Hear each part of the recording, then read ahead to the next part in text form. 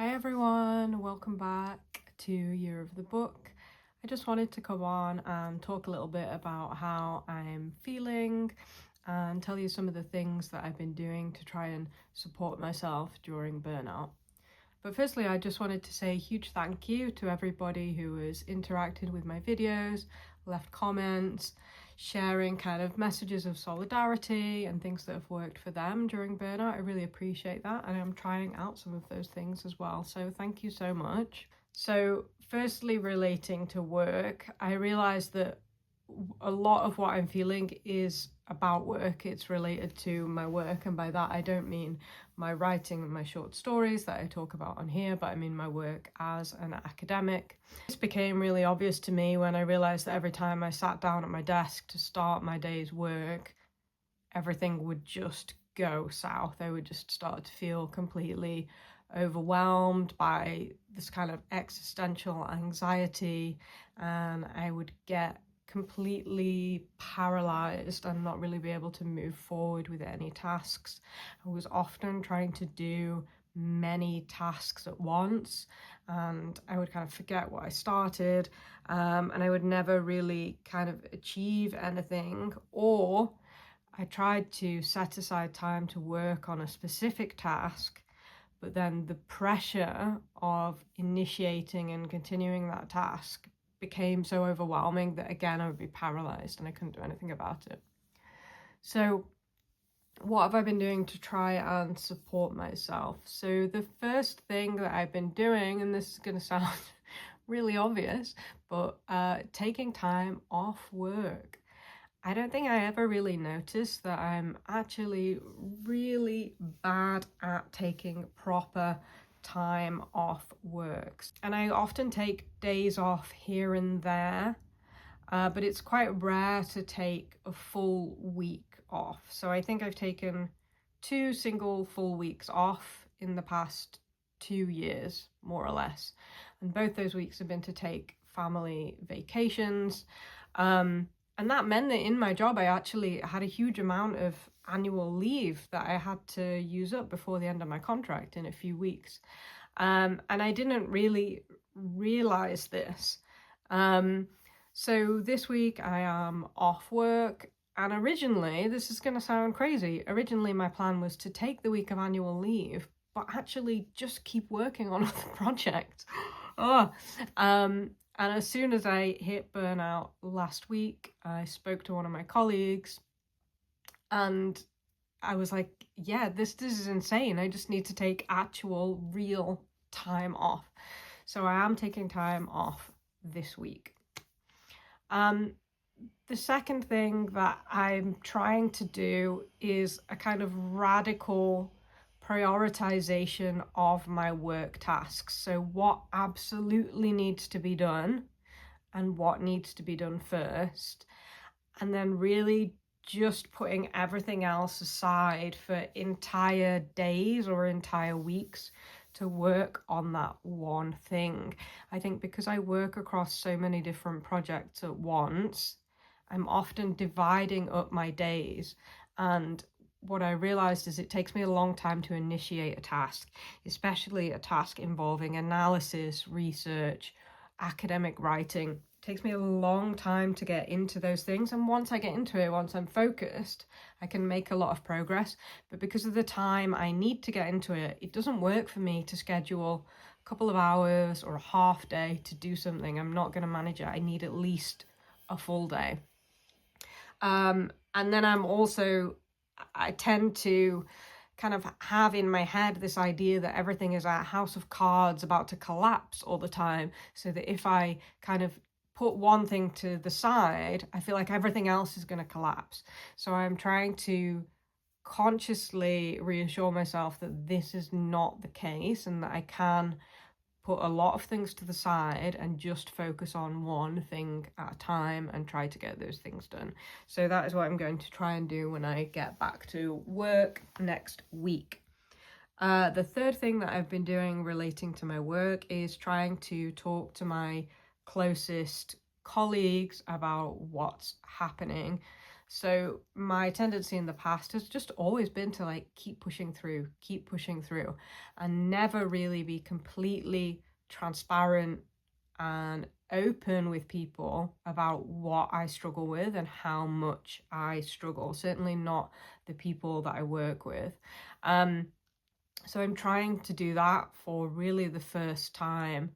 And again, it's really hard for me because I feel like, and I don't know whether this is to do with being autistic and essentially just masking my ass off all the time, but I feel like I can't show myself as a full, complete, flawed person a lot of the time. I feel like I have to maintain a certain sort of image of competence, let's say. And I feel like if I show any kind of cracks in that, then people will immediately think me to be entirely incapable. So I struggle to be my full self all the time. And of course, that in itself is really exhausting. So for the first time last week, I spoke to one of my closest colleagues and just told them everything. And I felt super anxious and I was ruminating about it afterwards. Oh, I shouldn't have, I've overshared or something. But actually they were like fine with it and they just continued interacting with me normally. So everything didn't collapse. So I'm still trying to learn that. Now, in relation to my sort of non-work life, what am I doing to try and help myself? The first thing I've noticed is I'm sleeping a lot more. I'm not getting up in the morning with the kids. My partner's doing that and leaving me to sleep more.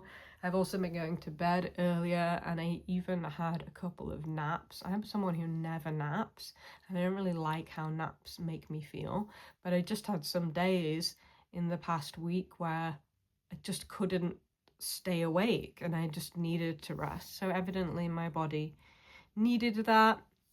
Another thing that I've been trying to do is be really explicit about what my needs are to my partner and to other people in my family. So rather than kind of leaving things unsaid, saying something like, I'm too dysregulated to deal with this right now. I need you to deal with it and I need to leave the room, go and lie down, stuff like that. Or saying, I want to be by myself right now. And we're beginning in our household to make those things clear, that those things are not rejections, they're not criticisms, it's just a statement of a need. And this is something that, again, we haven't really done before because I probably didn't even identify what my needs even were. So this is all kind of new to us and we're figuring that out. Another thing that I'm trying to do is to consciously stop the urge to push through with things and force myself to do things, and instead to go with my motivation and my enthusiasm as when, if it arises. So that goes for my writing projects, also goes for the different things I'm working on at work, but also my sort of general daily routine. Just trying to recognize when I really don't feel like doing this now and actually listening to that rather than pushing through. Now, of course, you can't always do that, especially when you have kids. They need to be looked after, they need care and attention, and they have their own different support needs as well.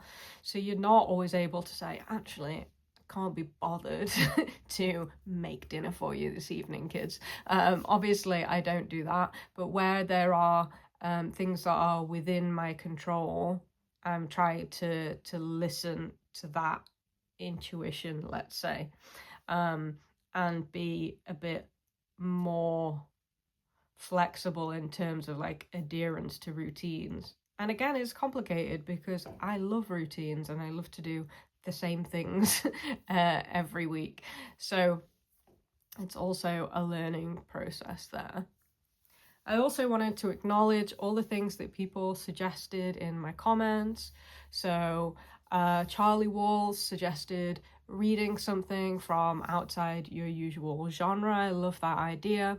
Lorraine Moselle was saying how getting out into nature makes her feel better, and that absolutely resonates with me.